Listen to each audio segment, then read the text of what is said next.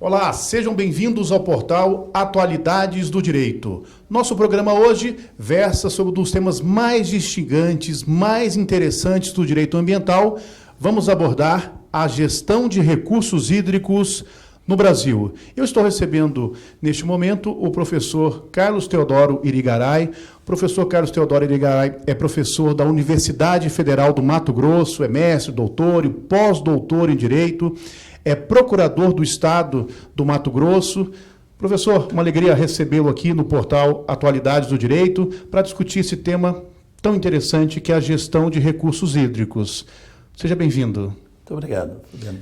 Bom, professor, nós estamos acompanhando nos meios de comunicação a questão do desabastecimento, poluição de recursos hídricos.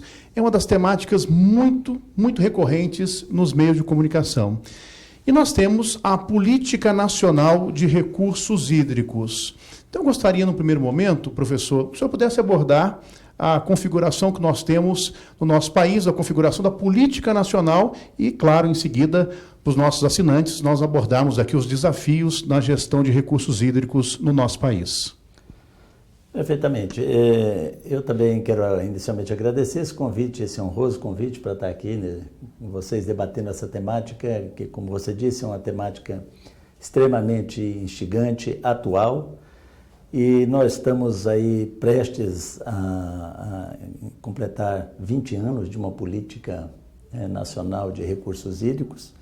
E, efetivamente, essa política ainda enfrenta problemas extremamente sérios e graves de insuficiência na sua aplicação.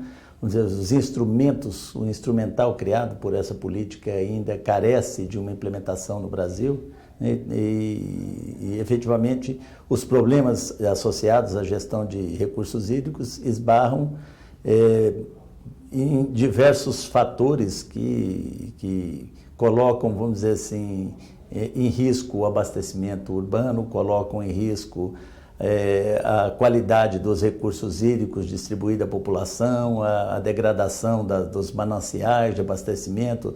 São fatores que evidenciam, primeiramente, uma deficiência na gestão. Essa política ela foi inspirada num modelo francês, né? Seguiu o modelo francês. E, obviamente, que a realidade francesa difere imensamente da realidade brasileira. Nós temos aqui bacias hidrográficas gigantescas, né, e com peculiaridades e problemas diferentes. O Brasil, embora seja um país que abriga e possui aí praticamente hoje 18% das reservas hídricas do mundo estão no Brasil, disponíveis para o abastecimento urbano, incluindo aqueles rios que provêm de outros países e correm para o Brasil, mas o fato é que, naturalmente, essa distribuição da água no Brasil ela já é desigual. Nós temos regiões que você tem um quadro de escassez hídrica, como o semiárido no Nordeste, e temos regiões onde você tem a maior disponibilidade hídrica com a menor taxa populacional, né? Então, há uma distribuição desigual, uma distribuição física desigual de águas no Brasil. Mas não bastassem, vamos dizer assim, essas questões naturais, que já seriam um desafio para uma política de recursos hídricos, né?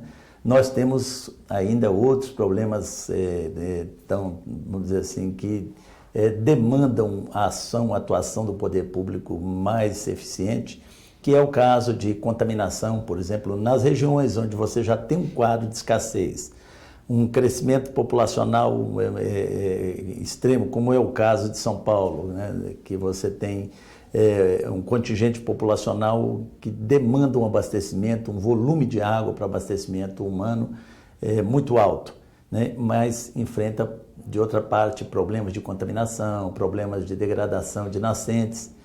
E a lei ela surgiu inicialmente com uma proposta de uma gestão participativa dos recursos hídricos. E essa gestão participativa ela não se constrói simplesmente por força de uma lei. Ela precisa, mais do que isso, ela precisa de ações do poder público para que essa participação efetivamente ocorra, né? Então, a lei criou, na estrutura da gestão, as agências de água, os comitês de bacia, que devem funcionar como parlamento da água para discutir essas questões de interesse da população, dos vários setores mais diretamente afetados com as questões de abastecimento, ou que demandam maior volume de água. Além disso, a lei criou também, como um instrumento dessa gestão participativa, os conselhos, né, de recursos hídricos, os conselhos estaduais, o Conselho Nacional de Recursos Hídricos, ou seja, tem toda uma estrutura que visa fomentar uma gestão participativa. Mas, como eu disse, a participação, ela demanda mais do que uma previsão legal, ela demanda um esforço do poder público para reunir esses setores que, infelizmente, só se reúnem em situações de crise. Então, por exemplo, a crise de São Paulo está suscitando um debate e a participação dessas instâncias colegiadas nos recursos hídricos. Agora, em outras regiões onde você não tem esse quadro, quer dizer, os comitês de bacias só estão efetivamente funcionando aonde há conflitos pelo uso da água. Porque aí a sociedade se mobiliza, a sociedade participa, os setores querem ter voz e voto. Então, além dessa estrutura de gestão, que é, como eu disse, uma gestão inspirada no modelo democrático, participativo, nós temos alguns instrumentos previstos na Lei de Política Nacional de Recursos Hídricos que também deveriam estar sendo melhor implementados e melhor utilizados. Nós temos, a lei prevê a outorga pelo direito de uso, a lei prevê, né, considerando que as águas constituem um recurso público, né? Portanto, a outorga para o uso desses recursos demanda um ato do poder público que vai considerar a disponibilidade hídrica, os diagnósticos da bacia hidrográfica. A lei prevê o pagamento pelo uso da água, que é um avanço em termos de uso de instrumentos econômicos na gestão dos recursos hídricos, mas também são instrumentos cuja implementação ainda é deficiente no Brasil, né? Então, assim, um panorama em linhas gerais que a gente pode ter desse quadro normativo é de que nós temos, né, uma legislação avançada, uma legislação que tem todo um instrumental que pode permitir uma gestão eficaz dos recursos hídricos, mas infelizmente a gestão ainda deixa a desejar e os problemas se agravam e colocam em risco o abastecimento da população.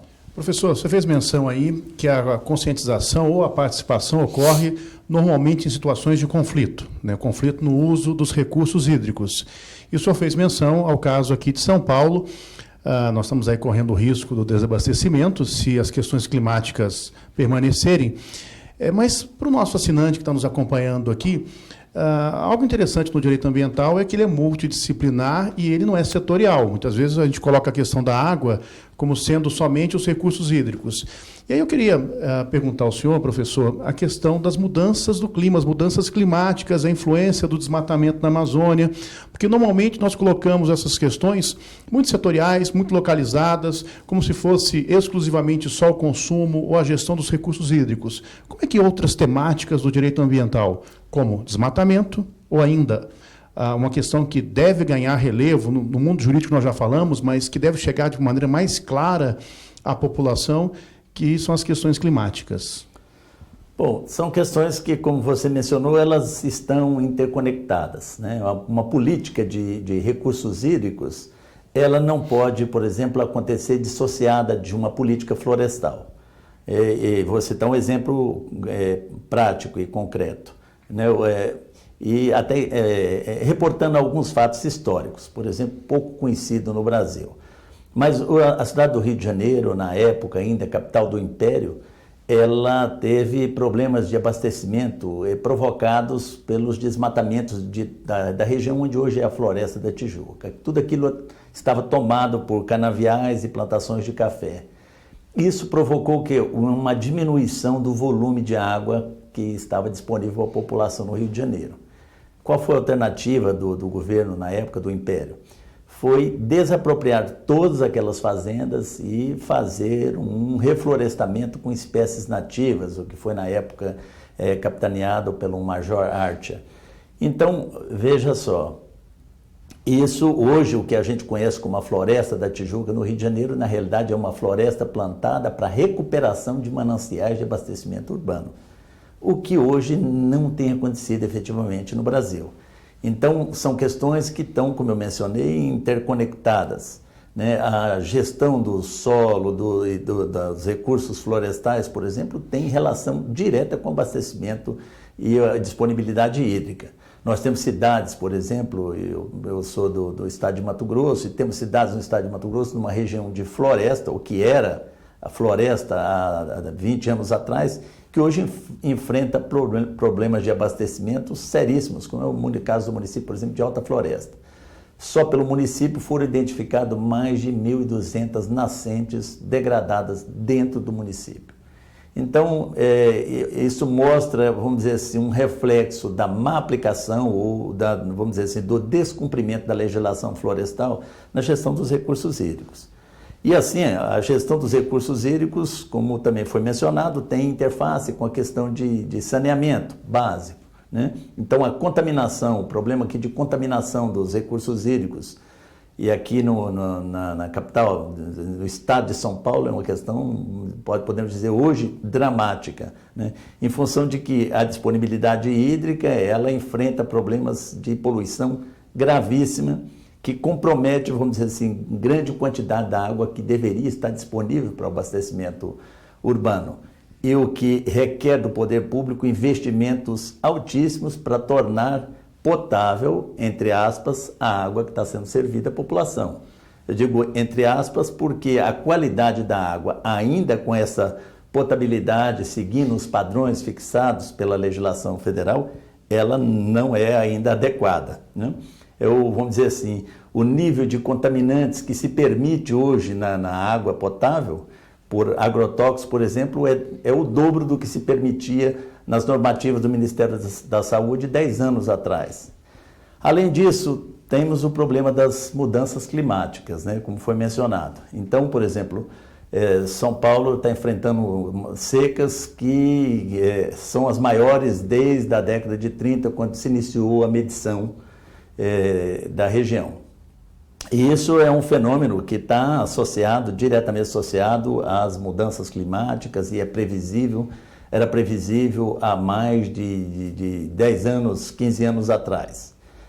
Por quê? Porque o que as mudanças climáticas estão provocando é uma concentração do volume de chuvas em períodos menores, ou seja, você tem chuvas com um volume de água muito maior, o que provoca desastres ambientais, deslizamentos de encostas, né, que por sua vez foram ocupadas de forma irregular e contra a lei florestal.